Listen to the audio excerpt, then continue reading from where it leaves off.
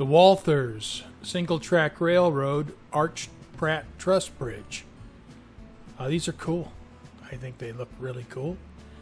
I like them in real life. If I see one, I have to stop and look at it. And needed to have one of these on my railroad. The directions could be better.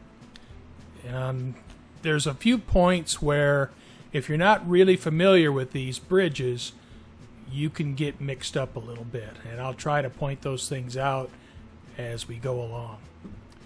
There's a lot of plastic. There's like a pound of plastic there. It's open the box and picked up that bag. It's like, holy cow.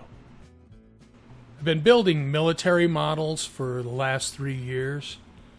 And I wouldn't say the quality of this kit is as good as the better military models, but it is as good as some of the middle to lower price kits. If this box said Trumpeter on it instead of Walthers, I would believe that. Each bridge side is built in 4 pieces, and the halves overlap for strength.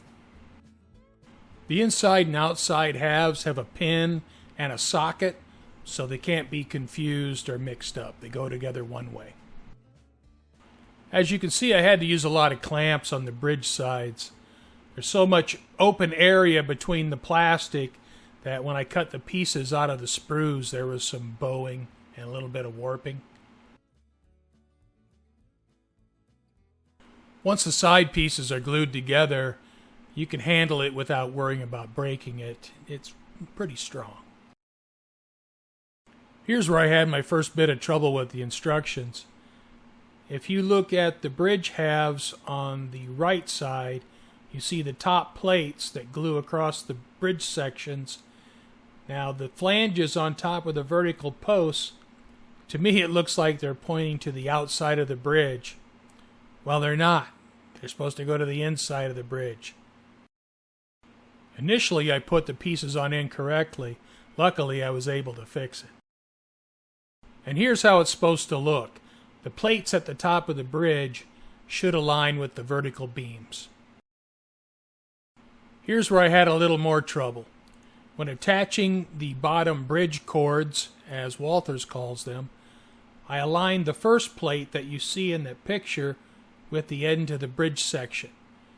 But then I attached the second piece and butted it against the first, and the end came up short, as you can see.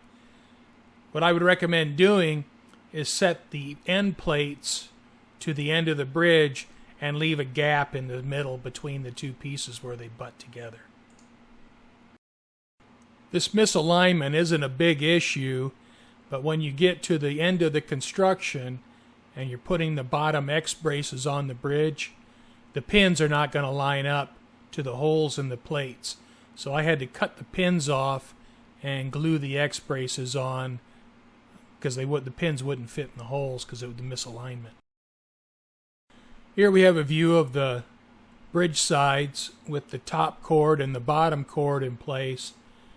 And when you get these pieces in place, it takes a lot of the bowing out of the plastic and really strengthens the bridge sides.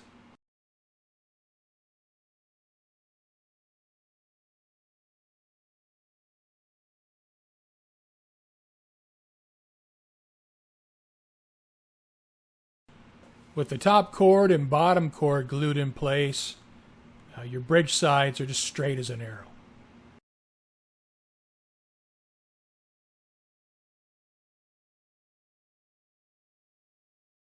At this point, you start gluing all the beam lacing in place, and happily, there's very little flash. So there's very little cleanup as far as flash goes. Of course, when you nip the pieces off of the sprue, you have to file off the nubs. So there's some filing that needs to be done. And there's a lot of these lacing pieces, so got to be a little bit patient and just take them one at a time.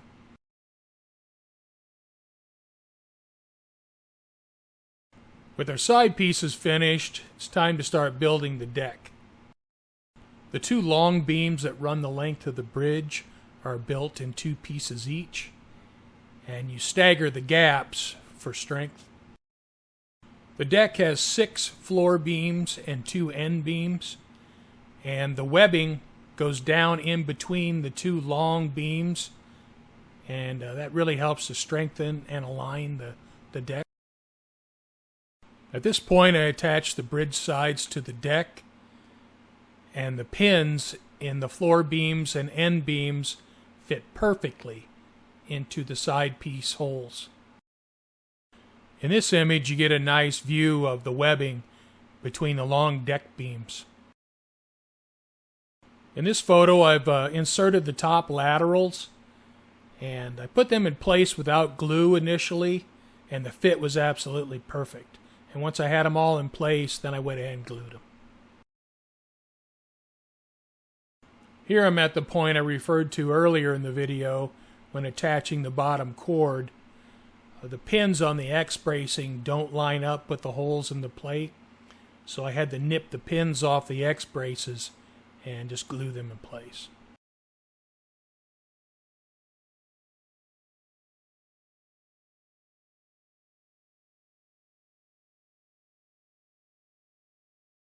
Here's a point where you really need to pay attention again.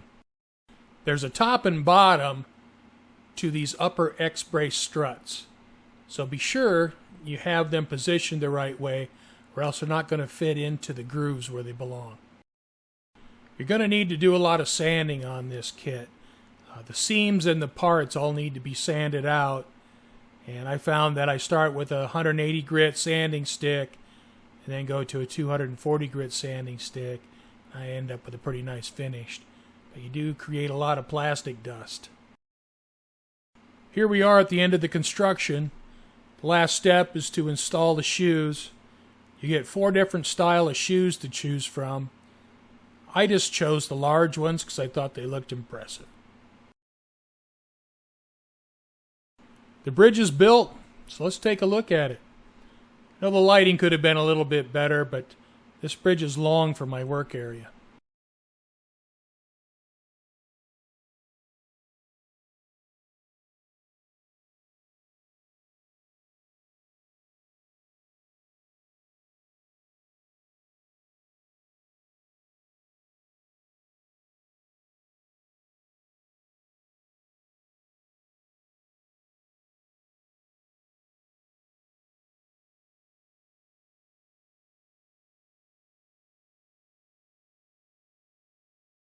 I have some Walthers bridge track for the bridge.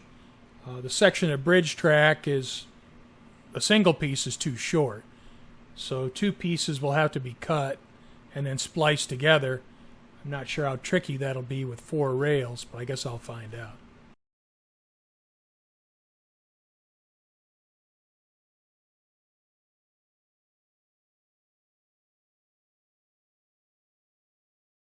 Okay, the bridge is built. It's a good kit. The fit was good, very little flashing. The instructions could definitely be better. I haven't decided whether I'm going to paint it now or wait until after it's fit into the layout and then remove it and paint it. I haven't decided for sure what color I'm going to paint it. Probably silver, but it could be black. I haven't decided yet. I'll probably do some weathering on it, but I'm not going to make it dilapidated. Looking forward to the time when I can install this in the layout.